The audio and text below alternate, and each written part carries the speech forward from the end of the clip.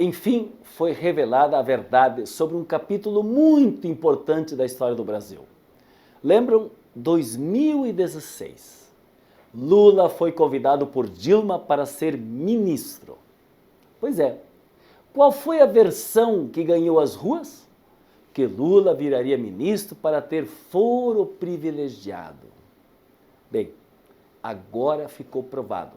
Isto foi uma grande mentira. Lula, na verdade, nem pensava ser ministro, mas se dispôs a ajudar Dilma a se livrar dessas armadilhas montadas por Aécio e Cunha.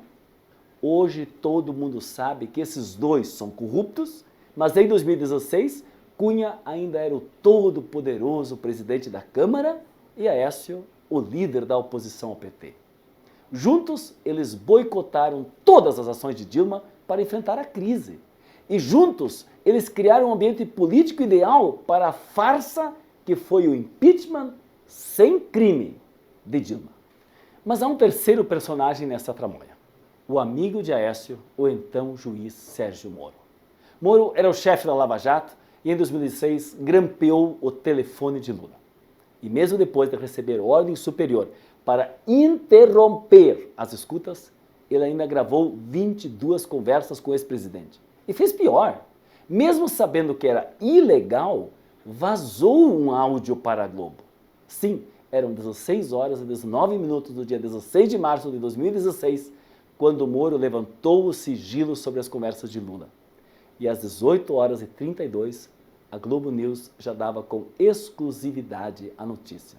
A transcrição do diálogo entre Dilma e Lula, vazado por Moro, foi lida ao vivo. Eu não vou dar minha interpretação do que aconteceu depois. Prefiro o relato da Folha de São Paulo, que não é do PT. Vejam o que diz o jornal.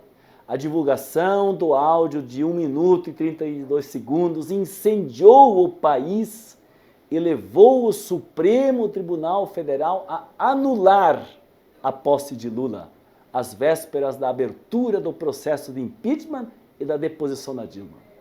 Para a Lava Jato, o telefonema mostrava que a nomeação de Lula tinha como objetivo travar as investigações sobre ele, transferindo o seu caso de Curitiba para o STF.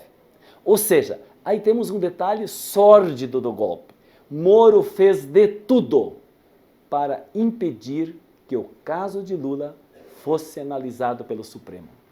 Ele precisava que a decisão sobre o destino do Lula ficasse em suas mãos. Para quê?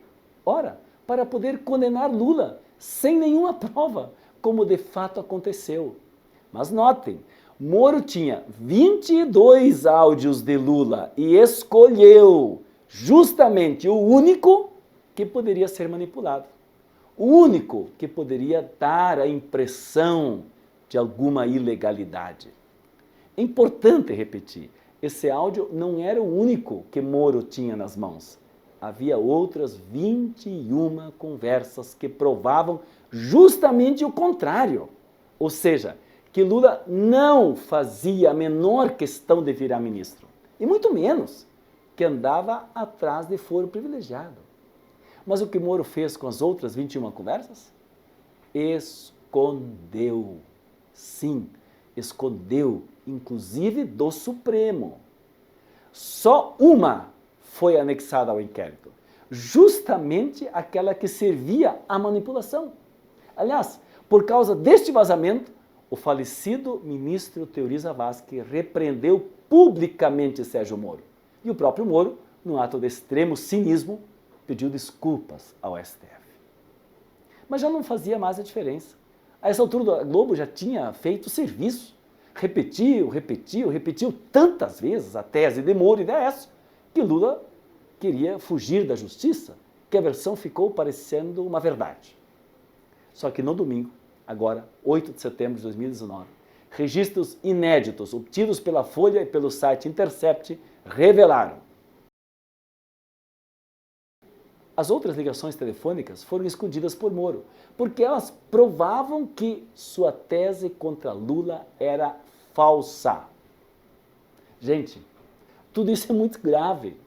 O ex-juiz, que hoje é ministro da Justiça, gravou ilegalmente, selecionou, vazou e sonegou. E não sou eu que digo isso. Os próprios procuradores da Lava Jato sabiam da gravidade de tudo e um deles chegou a alertar o chefe Deltan Dallagnol sobre a ilegalidade. Você sabe o que Dallagnol respondeu?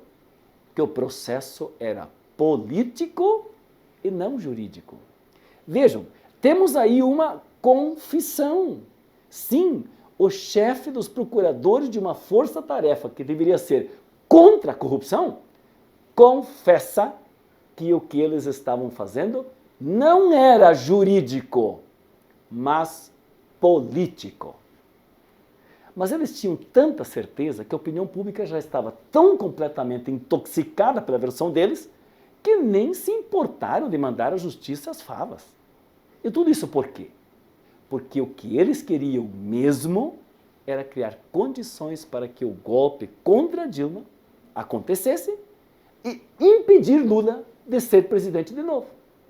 Então, a revelação é sim bombástica, porque repõe a verdade dos fatos e porque mostra como se construiu o caminho para a ascensão do neofascismo atual, representado por Bolsonaro. Aliás, vocês sabem quem é o ministro da Justiça do Bolsonaro? Ele mesmo, aquele juiz contra a lei que gravou, selecionou, vazou e depois ainda condenou o inocente. Para a Associação Brasileira de Juristas pela Democracia, esse juiz cometeu 4 crimes: abuso de autoridade, improbidade administrativa, prevaricação e formação de quadrilha. Seu nome? Sérgio Moro.